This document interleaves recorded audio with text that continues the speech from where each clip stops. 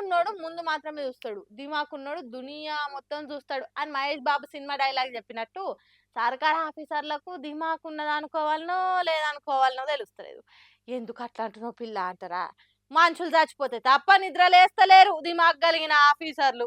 దొంగలు పడ్డం 6 నెలల కుక్కలు కుయ్యి కుయ్యి అన్నాయట. అవి అట్లనే ఉన్నాయి సర్కార్ ఆఫీసర్ల చక్కదనాలు అని అంటుర్రు వాళ్ళ పనితనాలు చూసి.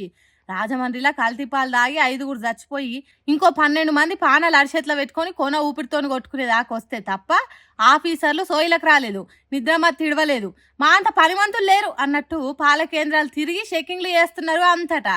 ఇదే సోయి ముందుగాలు ఉండాలి కదా, ఎప్పటికప్పుడు ఎక్కడికక్కడ చెకింగ్లు చేస్తే జనం పానాలు పోయేటివి కాదు కదా. సరే ఇప్పటికైనా పాలు పోస్తున్న సెంటర్లు, ప్యాకెట్లు తయారు చేస్తున్న కేంద్రాలు, నిల్వ చేసి అమ్ముతున్న దుకాణాలు చెకింగ్లు చేస్తున్నారు.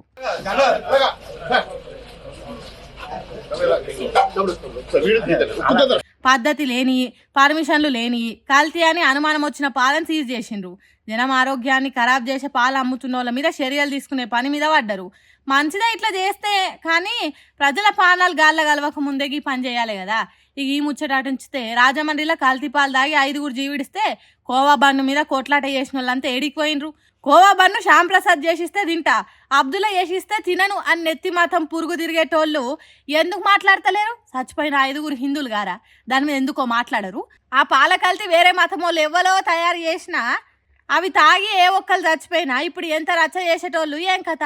అయితే మాయే కానీ ఇప్పటికైనా ఫుడ్ సేఫ్టీ ఆఫీసర్లు మొత్తం చెకింగ్లు చేసి కల్తీ లేకుండా చేయుండ్రి. ఇంకోసారి ఇట్లా కాకుండా చూడుండ్రి. చేతులు కాలినాం కాకులు పట్టుకున్నట్టు చేస్తే ఏం లాభం ఉంటుంది? ప్రజల పానాలతో ఆడుకోకుండా అని అంటుర్రు కల్తీ పాలు దాగి జీవిడిచిన వాళ్ళ కుటుంబాలు. Red book, green book, yellow book, pink book, orange బుక్లని అధికారంలో ఉన్నోళ్ళు పాత కేసులు తోడి పగలు తీర్చుకునుడు, ప్రతిపక్షంలో ఉన్నోళ్ళు కొత్త బుక్కులు రాసుకునే రాజకీయమే నడుస్తున్నది. ఏపీలా రెడ్ బుక్ పేరుతోని పాత కేసులను కొత్తగా తిరగదోడుతున్నారు. అట్లా లీడర్లనే కాదు ఆఫీసర్లను కూడా వదిలిపెడతలేరు.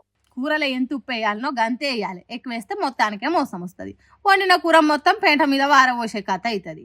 హాగో అట్లనే అయింది ఏపీ సర్కారు చేస్తున్న పని, పోలీసులతో చేయిస్తున్న పని. ఏపీలో రెడ్ బుక్ అని ఓటు అమలు చేస్తున్నారు కదా, జగన్ సర్కార్లో తప్పులు చేసిండ్రు అని టీడీపీ లీడర్లను తిప్పల పెట్టిండ్రని వైసీపీ లీడర్లను జైలుకు పంపుడు, పోలీసులతో కొట్టిచ్చుడు చేస్తున్నారని చెప్పుకుంటున్నారు కదా.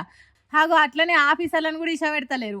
అప్పుడు ఏదో కేసులో సునీల్ నాయక్ అనే ఐపీఎస్ ఆఫీసరు టీడీపీ లీడర్లను తిప్పల పెట్టిండని, తనను అరెస్ట్ చేయాలని, రెడ్ బుక్ పగ ప్రతీకారం తీర్చుకోవాలని ఉపాయం వేసిందట ఏపీ సర్కారు. జగన్ సీఎం ఉన్నప్పుడు ఏపీలో పనిచేసిన సునీల్ నాయక్ ఇప్పుడు బీహార్ రాష్ట్రంలో డ్యూటీ చేస్తున్నాడు. ఎక్కడుంటే మనకేంది, కడుపులున్న ప్రతీకారం తీరాలంటే ఎక్కడున్న పట్క రావాలి కదా అని ఏపీ పోలీసులు బీహార్ చేరుకొని సునీల్ నాయక్ ఇంట్లకు ప్రహారీ కూడా దుంకిండ్రట. ఓర్ని పోలీసులు దొంగల తిరగ గోడలు దుంకుడైంది, అది కూడా ఓ ఐపీఎస్ ఆఫీసర్ ఇంట్లోకి పోవుడైంది. ఇంత చేస్తే అక్కడ పోలీసులు కోర్టులు ఊకుంటాయా? ఈ రెడ్ బుక్ రాజకీయాలు ఏందో మీ రాష్ట్రంలో చేసుకోండి అన్నట్టు ఏపీ పోలీసులను మెడల్ పట్టి నెట్టేసినంత పనిచేసింది అక్కడ కోర్టు.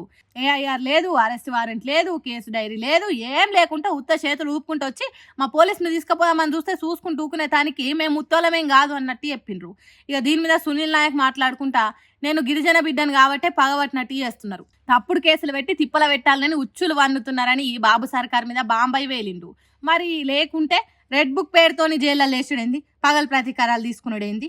అన్ని రోజులు ఒక్క తీరే ఉంటాయా? రేపు ఇంకో పాట అధికారంలోకి రాదా? ఇప్పుడు వీళ్ళు చేస్తున్న దానికంటే ఎక్కువ ప్రతీకారం తీసుకోరా? ఏందో ఏమో ఏపీ పోలీసులు బీహార్కి పోయి పరువు వంగ వెనకకు తిరగొచ్చుడేమో.